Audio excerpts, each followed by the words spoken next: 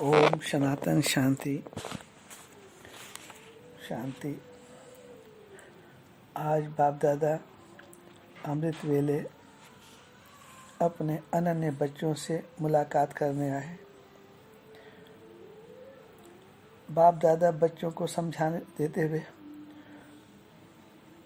बोले, विशेष आत्मा बनने के लिए क्या करना।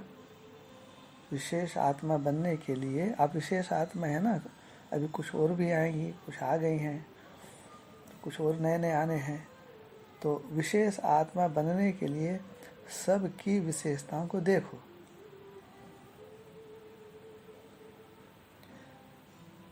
क्यों?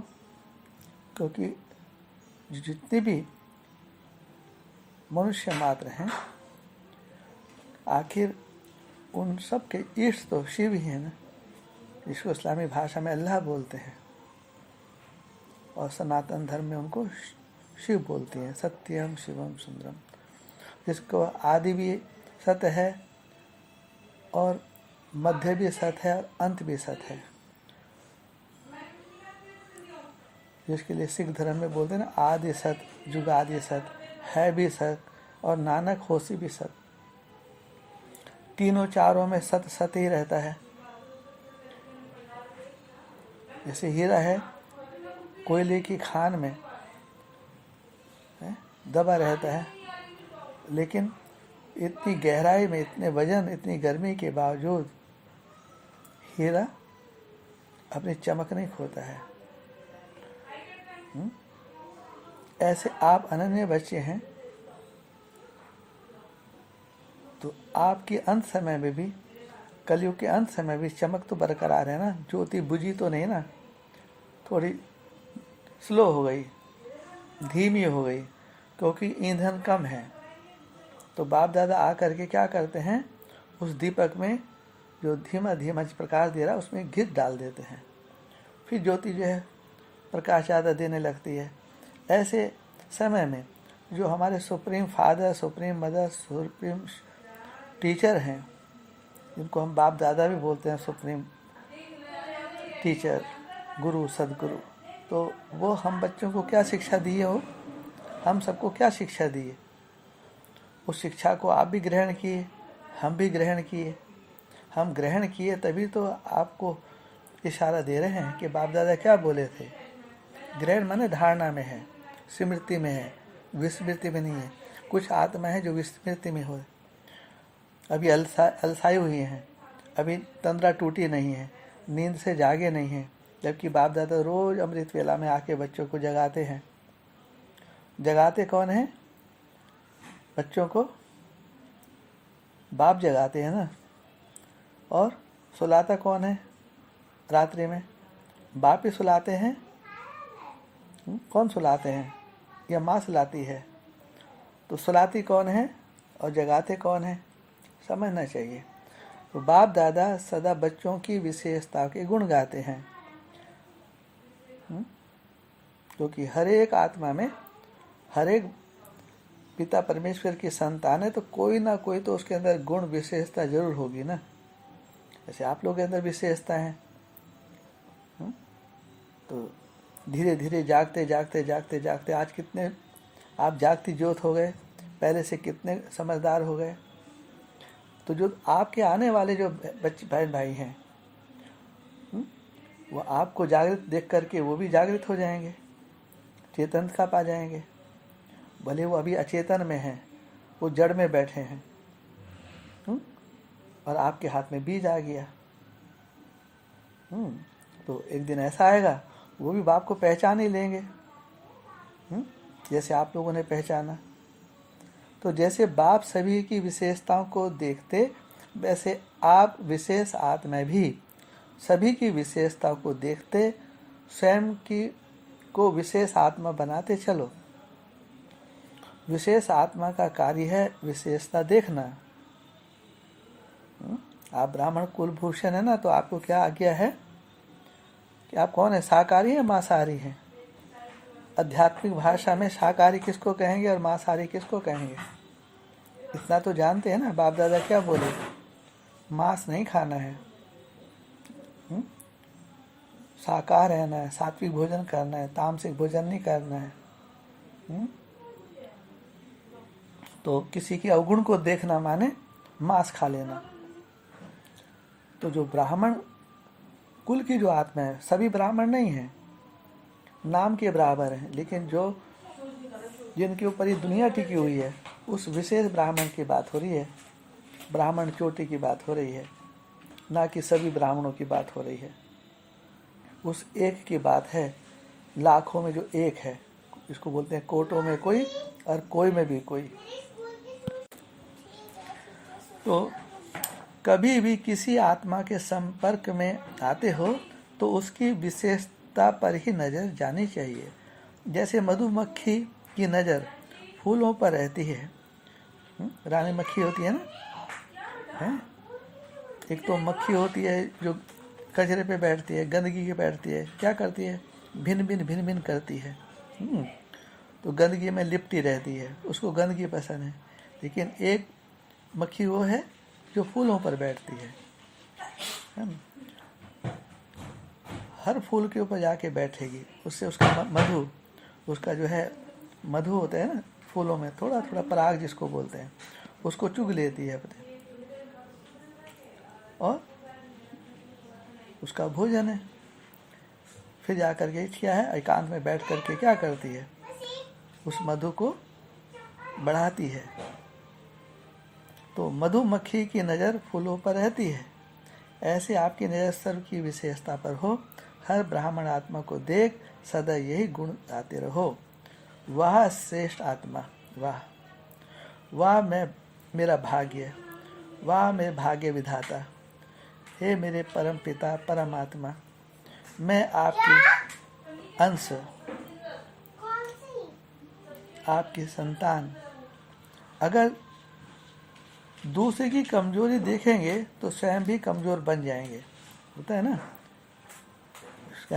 दृष्टि क्या है, ये भी कैमरा है जैसे, हम इसमें जिस तरफ भी फोकस करेंगे तो वो उसका सीन को, उसके चित्र को वो कैच कर ले। ऐसे तो आपकी नज़र किसी की कमजोरी रूपी कंकर पर नहीं जानी चाहिए। आप होली हंस सदा गुण रूपी मोती चुगते रहो। ठीक है। और दूसरा बाप दादा क्या बोला कि बच्चे समय, ये संगम युगी खास, जिसको स्वर्णिम संगम युग बोलते हैं, वो खास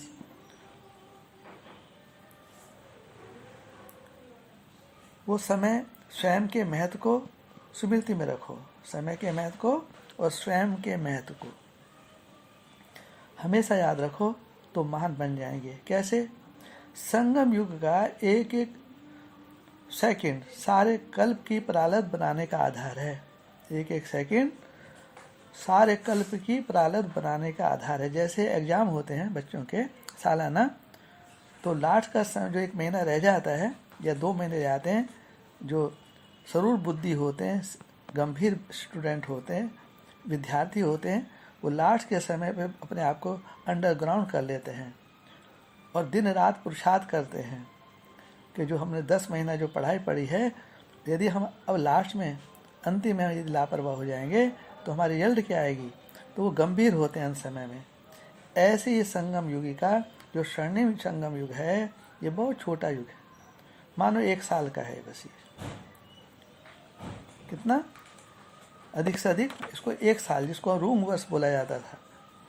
एडवांस के बाबा बोलते थे ना कि चलो एडवांस के बाबा ही नहीं, वो प्राइमरी बाबा हैं,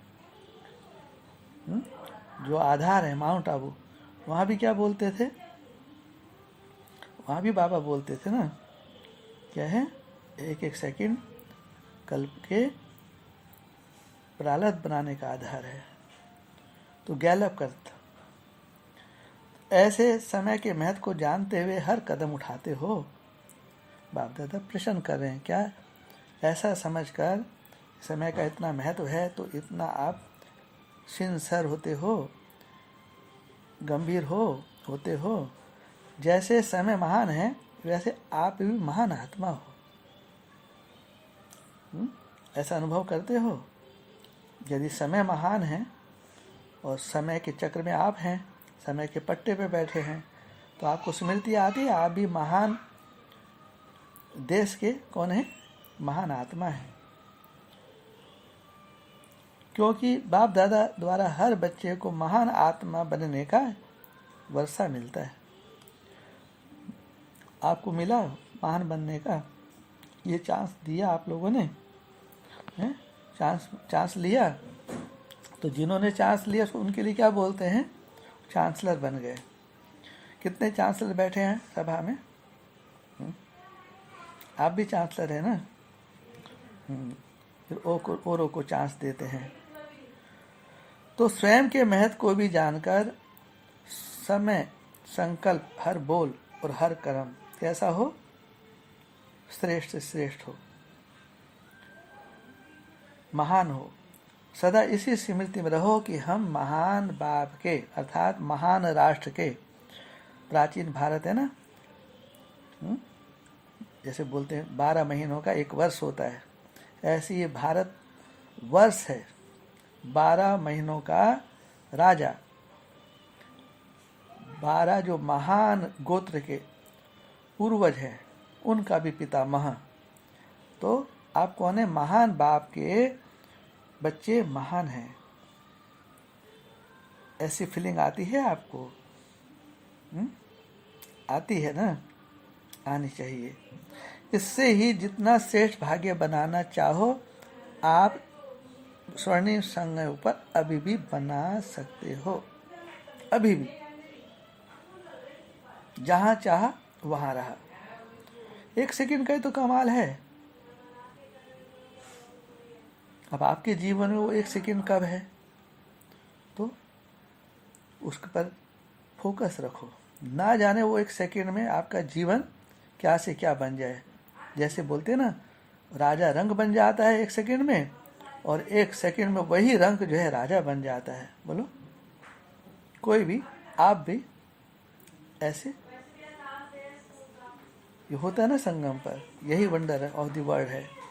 तो संगम युग को यही वरदान है, सदा बाप द्वारा मिले हुए खजानों से क्या करते हो, ज्ञान रत्नों से खेलते रहो।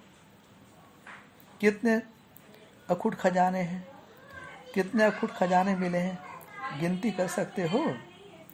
कितने प्रकार के खजाने हैं। रत्नागर बाप के बच्चे हो ना, तो सदा ज्ञान रत्नों से, खुशी के खजानों से, शक्तियों के खजानों से खेलते रहो। सदा मुख से रतन निकले, वरदानी बोल निकले, किसी को उमंग उत्साह दिलाने वाले बोल निकले।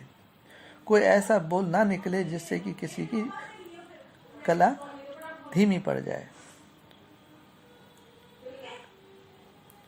बोल ऐसे हो जो जिनकी कला जो रुकी हुई है वो चढ़ जाए, और चढ़ती कला वाले क्या करें, उड़ने लगे, और उड़ाने वाले क्या करेंगे, औरों को उड़ाएंगे। ये खुशी के ज्ञान योग के पंख के द्वारा। तो जो माया ने ज्ञान योग के पंख तुम्हारे काट दिए, पर कतर दिए, पर कैच कर लिए, बाप आते हैं उस ज्ञान योग के पंख देने, अर्थात आपके पंख को जो बंधे हुए हैं उनको खोलने के लिए खुला आकाश देते हैं। माया क्या करती है, बंधन में डालती, और बाप आगे क्या करते हैं, बंधन से छुड़ाते हैं।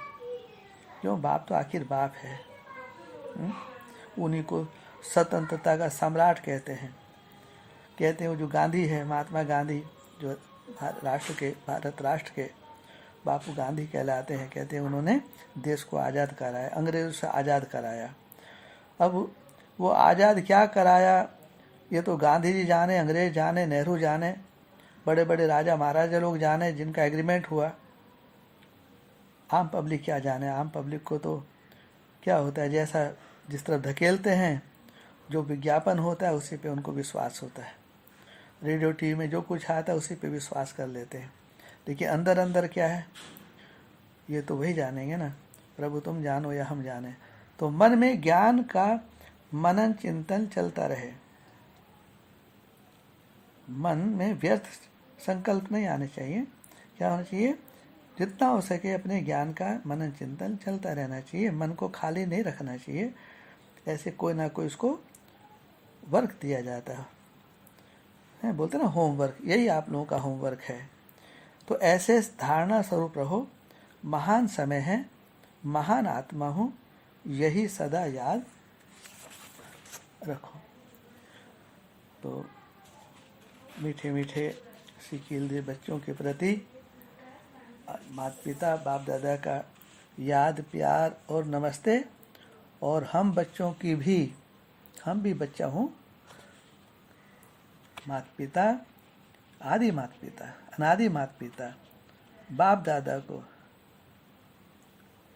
प्रेम और सिख से याद, प्यार और नमस्ते नमस्ते नमस्ते, सुप्रभात, गुड मॉर्निंग। ओम सनातन शांति।